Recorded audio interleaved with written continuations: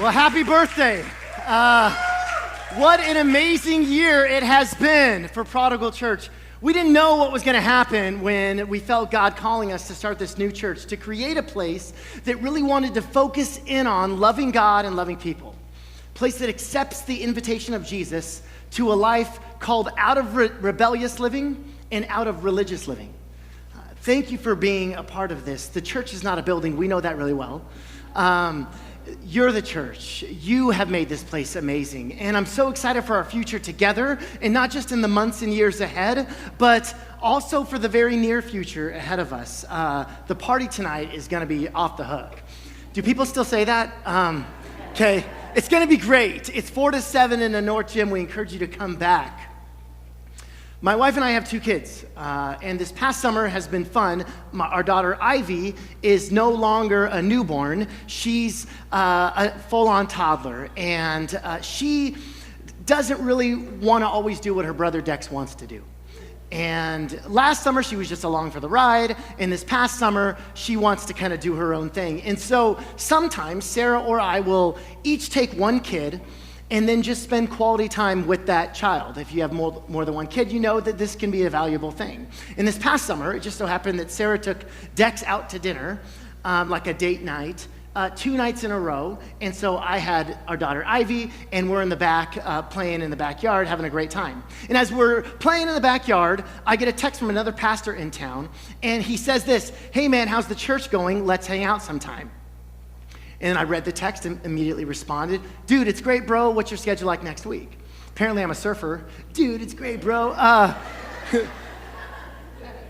Then I send a text to my wife, Sarah, while she's at dinner with Dex, and I say, "You enjoying consecutive date nights with your man? Because me and my girl are having a blast." And then I get this response, "Huh?" I accidentally sent that message to the pastor. So I respond back to him and I go, "LOL, that was for my wife, Sarah," which I thought resolved it until I reread my initial text about a date night with your man and me with my girl. So then we text back and forth a little bit and we talk about where we're gonna meet, and I say Teasers River Park, ? And his next response told me everything I need to know about what he thought of me as a husband and as a man of God. Is that a strip club? Now, this pastor's on a mission now to meet with me, probably to pray for me in my marriage. Just to be clear, Teasers is a place that sells tea. There are no strip clubs in River Park. There were some mixed messages there. And when you don't know someone that well, when you don't know that they're happily married and they have a son and a daughter, things can easily be misunderstood. The same is true with God. What is God like? It's the question of humanity. Is he mean and angry with me and the world, and that's why all these bad things are happening? Is he cold and distant because it doesn't seem like any of my prayers are being answered? We often feel like we're getting mixed messages, right? Things are getting lost in the translation of our present circumstances. And I was praying and planning about what I was going to share at our first birthday. I was drawn to my favorite chapter in the Bible. And in this chapter, we get a glimpse of God behind the curtain. We are given his perspective in such intimate detail that it's second only to the Gospels and the portrayal we see of Christ. It is Hosea chapter 11. And everybody loves a good love story, and you're going to love this one. The whole Bible is a love story. And I've only been in love once. And so as I look to the love story of God and Israel, God and his people, I will relate often back to my own personal experience of falling and being in love. And in these first few verses, it's like God is pulling out the family photo album. It's God retelling the story of Israel, his people. It says this in verse 1, "When Israel was a child, I loved him, and out of Egypt I called my son." This refers to the Exodus, which we're going to be exploring over the next 6 weeks, starting next week. So we encourage you to come back and not miss a Sunday. It's the pivotal story in the Old Testament story of Israel. "But the more they were called, the more they went away from me. What a sad reality. The more God called them, the more and further they went away from him. Have you ever experienced that kind of rejection? I remember in 1997, there was this girl, let's just call her Sarah for the sake of the story. And I had a crush on her. Here's a picture of me and this Sarah in my high school graduation. I remember liking her so much. I went into her Spanish class and sang an NSYNC song to her and asked her to prom. And there were times in high school when she liked me back, but there were many more times where she did not. And during one of those times where she didn't like me back, I was like, I gotta step up my game. And I know what you're thinking. No, dude, don't do that. She's just not that into you. I had a plan, okay? I was gonna step up my game in a cool way. You see, back in the late 1990s, pagers were awesome. And you could page someone hello by just texting numbers and flipping the phone upside down. But I would call her and I'd go, hey, did you page me? And she's gonna go, no. And I'm like, oh, weird, because I just got this page and they left this number. That's so strange.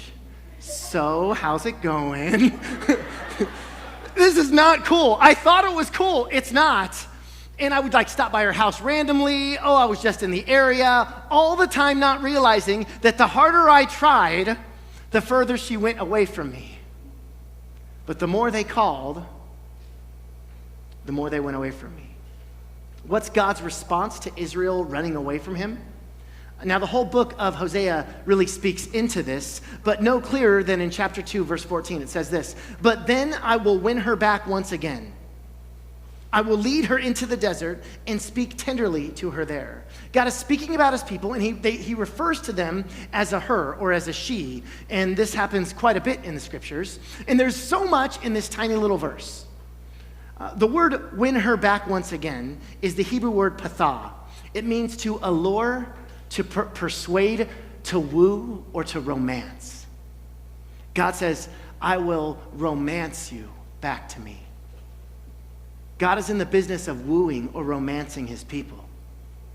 I remember as a teenager trying to woo Sarah.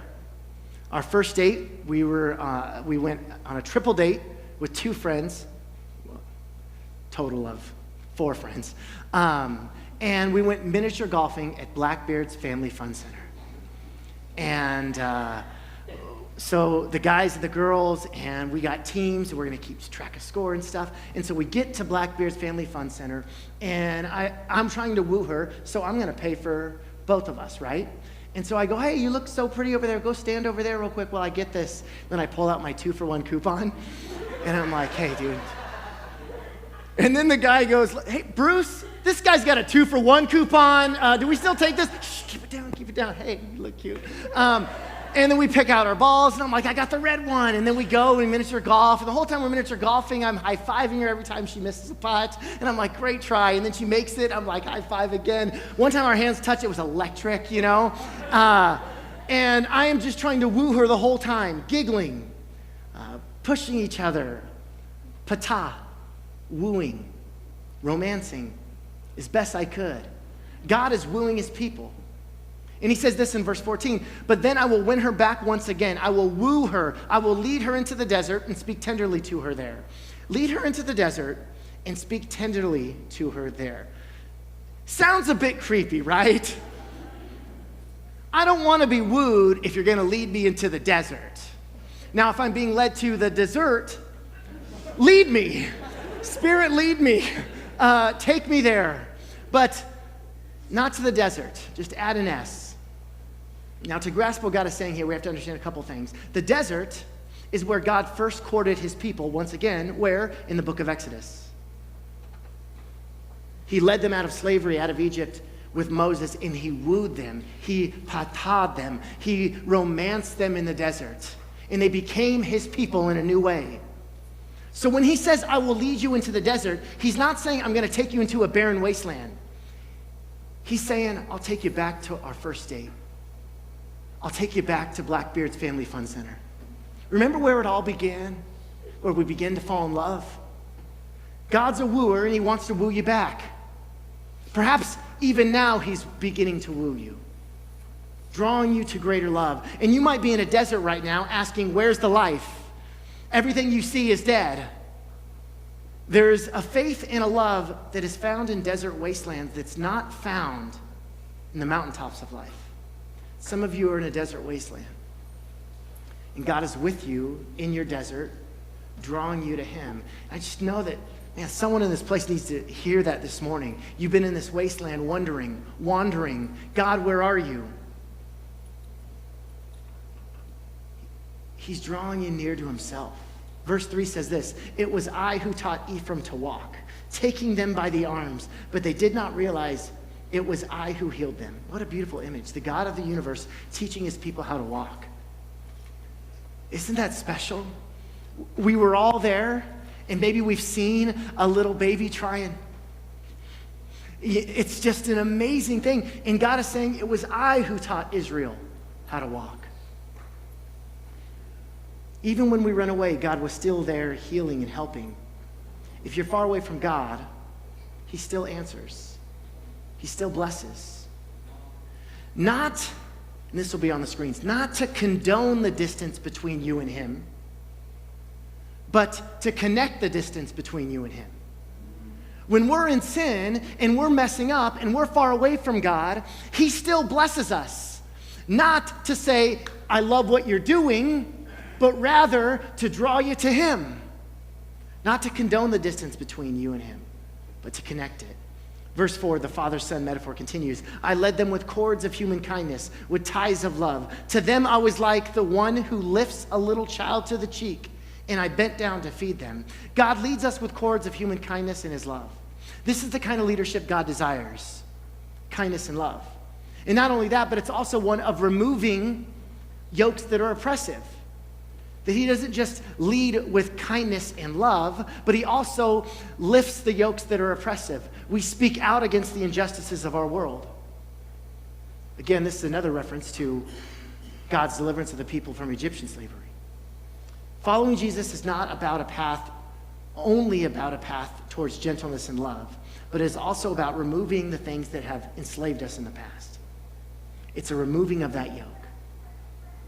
God himself stoops down to feed them. What a powerful image of the God of the universe stooping down to feed his sheep. This is not the typical image of the ancient world deities. No, God is powerful. You serve me, you bow down to me, and here's God stooping to his creation. God is vulnerable. But now things get a little heated. Now God's frustrated, he's ticked. And he tells the story of the failure of his people. His sadness of when Israel was a child, I loved him. I taught him how to walk. I led them with ties of compassion and love. His sadness gives way to anger. It says this, "Will they not return to Egypt? Will they not go back to slavery? And will not Assyria rule over them because they refuse to repent? A sword will flash in their cities. It will devour their prophets, put an end to their plans. My people are determined to turn from me. Even though they call me God Most High, I will by no means exalt them." God's had enough. He fed them. He pursued them. He freed them from slavery. But the more he pursued them, the further they went away from him. This passage, this turn in the chapter is meant to arise something in its readers, right? Yes, finally, they deserve it. They had it coming. He spent all this time making a case against his people. Now it's time for the verdict. This is where our sense of justice kicks in. God's done amazing and beautiful things to Israel. God freed you. God healed you. God blessed you. And you cheated on him. You left him high and dry. He has shown you love, and you've shown him the finger. Now it's time for the hammer. Now it's time for the papers. He gave you a chance after chance after chance. This is meant to arise in us a sense of, yeah, get them, God. They deserve it. They had it coming. But in verse 8 comes the ultimate reversal. Here comes the earth-shattering proclamation that God is not like you and me. God is not like us. Brace yourselves. Verse 8, "How can I give you up, Ephraim? How can I hand you over, Israel? How can I treat you like Admah? How can I make you like Zeboim? My heart is changed within me. All of my compassion is aroused. I will not carry out my fierce anger, nor will I devastate Ephraim again, for I am God and not a man, the Holy One among you. I will not come against their cities. In one breath, he says, even if you cry out to me, I'll by no means exalt you. And then the next verse, it's how can I do it? How can I give you up? How could I do this to you? Compassion. My heart is tearing up within me. My compassion overflows. The agony of a mother's compassion and a father's love appear in the how. How could I do it? Here, one must picture God, hands extended in love, sobbing at the thought of punishing his rebellious and wayward son. Pain pervades the scene. Other translations say it this way in the New King James, my heart churns within me. My sympathy is stirred. My heart recoils within me. My compassion grows warm and tender. This is the God of the universe speaking. My heart is turned over within me. All of my compassions are kindled. I love that. The Message translation, I can't bear to even think such thoughts. My insides churn in protest. My heart beats for you, and my love for you stirs up my pity. Do you see this? God is not a cold computer or philosophical abstract concept. He says, I can't make you like Admah and Zeboim, which were two cities overturned when Sodom and Gomorrah fell. No, instead of overturning Israel like he overturned Sodom and Gomorrah, God's heart is overturned with compassion and love. What a marvelous expression of love and grace. Although we may understand some aspects of God's just punishment of sin, we are much less able to comprehend the depths and the expression of God's divine love. It's scandalous. It doesn't make sense. That's why we have the temptation to judge others and see God as this Thor kind of in the sky firing lightning bolts from heaven down and to punish people. We comprehend the sense of punishment and justice much better than we comprehend God's love. Because grace isn't fair. Because love isn't logical. For I am God and not a man. He doesn't fit our conceptions, and he never will. This past summer, during the back to school kind of buzz where ads are on the TV, ads are on the radios, you go to a store and you see all the new backpacks and folders and clothes. Read a story of a little girl leaving her house with new clothes on, new backpack on the first day of school. And a stranger waves at her and says, have a great first day at school. The 6-year-old girl stops in amazement and says, how did you know? Just as adults comprehend things that children cannot comprehend, so God knows so much more than we do. How much greater is the distance of the God of the universe to mere humans than a 6-year-old girl to an adult? He is inexhaustible, immeasurable, unfathomable, eternal, immortal, invisible, yet his essence and his character is shown to us through Jesus. In Hosea 11, looks back at Israel's past, scans around Israel's present circumstances, but then looks ahead to a hope and a future. Verse 10, they will follow the Lord. He will roar like a lion. When he roars, his children will come trembling from the west. They will come from Egypt, trembling like sparrows, from Assyria, fluttering like doves. I will settle them in their homes, declares the Lord. Now, the strange and unexpected word here in this passage is actually the word west. They will come from the west. Here's a map of ancient Israel. And Egypt is kind of to the west, but actually in the scriptures, whenever Egypt is referred to, it's always referred to as the south. So what's immediately west of Israel? The sea, the Mediterranean Sea. And that's the literal word for west in Hebrew, is the sea, Yam. Israel has strayed so far that at least some of Israel have traveled into the great unknown. The sea was this place of violence. If you go out into the wild sea, if you go out into the abyss, you may never come back. But his love is so all-encompassing that he calls Israel back to himself. That even if you've gone into the abyss, even if you've gone to the wild waters of the unknown out west, I will call you back. No matter how far you've gone, even if you are hopelessly lost into the wild unknown, his love can bring you back. His love can bring that person you care about back. There is hope in Jesus. This chapter has it all. The pain of God, the perplexity of God, the purpose of God, the passion of God.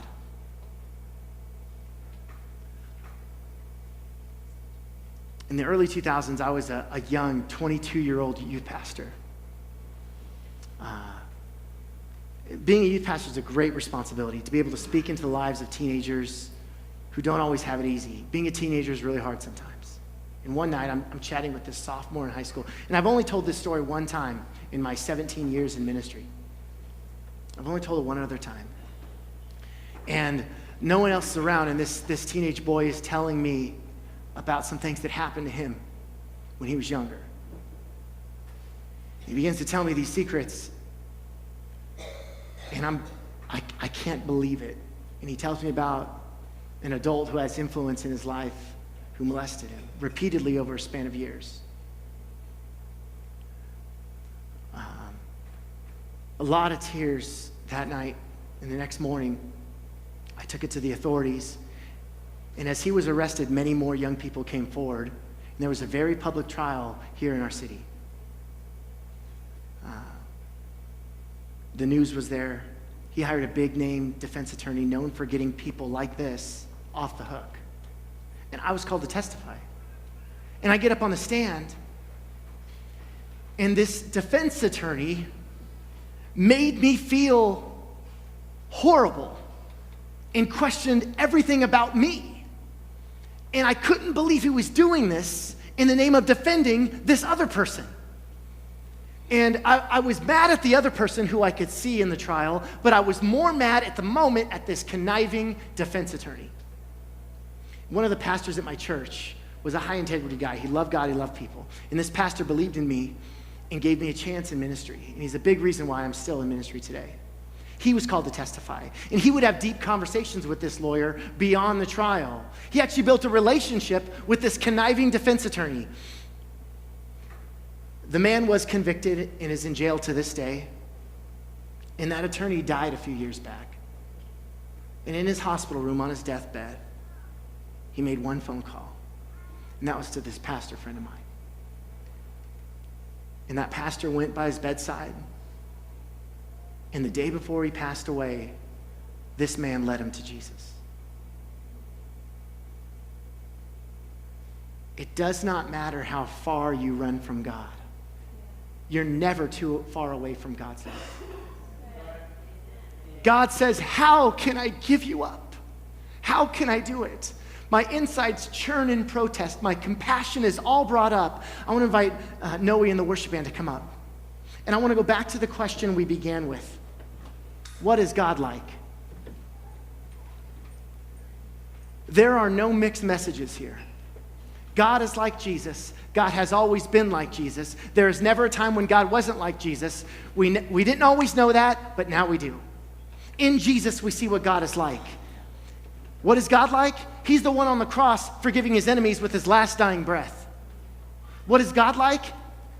He wooed us in the Old Testament, but he proposed to us on the cross. God has always been like Jesus.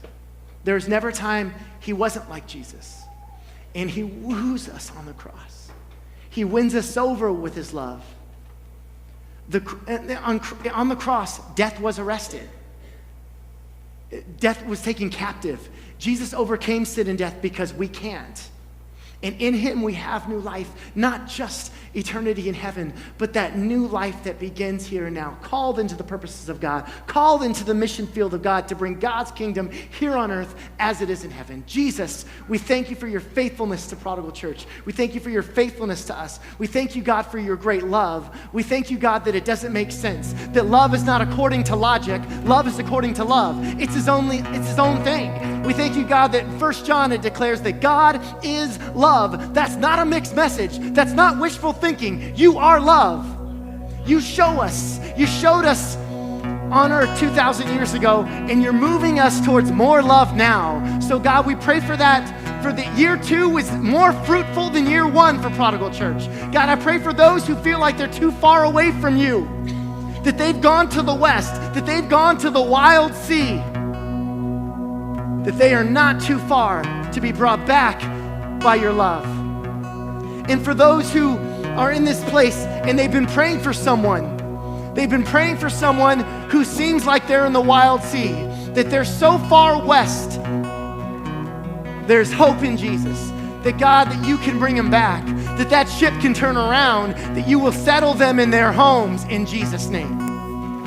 God, we thank you that you're a place that welcomes prodigals, wayward. But God, you also don't just call us out of the rebellious living that when we find ourselves in the pig pen, but you call us out of religious living where we can actually be in close proximity to you, but our hearts are far distant because we're lost in religiosity. Call us out of both, God. Call us out of religious living. Call us out of rebellious living, God. We need more of you, more grace, more love. Thank you, Jesus, for your life, for your love, for what you're doing here and now. In Jesus' name, amen. Would you stand as we declare that death was arrested on the cross and he lives in us now?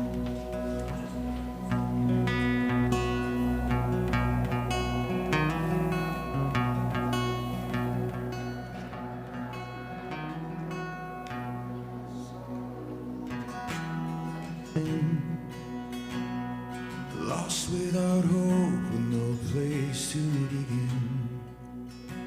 Your love made a way to let mercy come in. When death was arrested and my life began. Ash was redeemed, only beauty remains. My orphaned heart was given a name. My mourning grew quiet, my feet rose to dance. When death was arrested and my life began.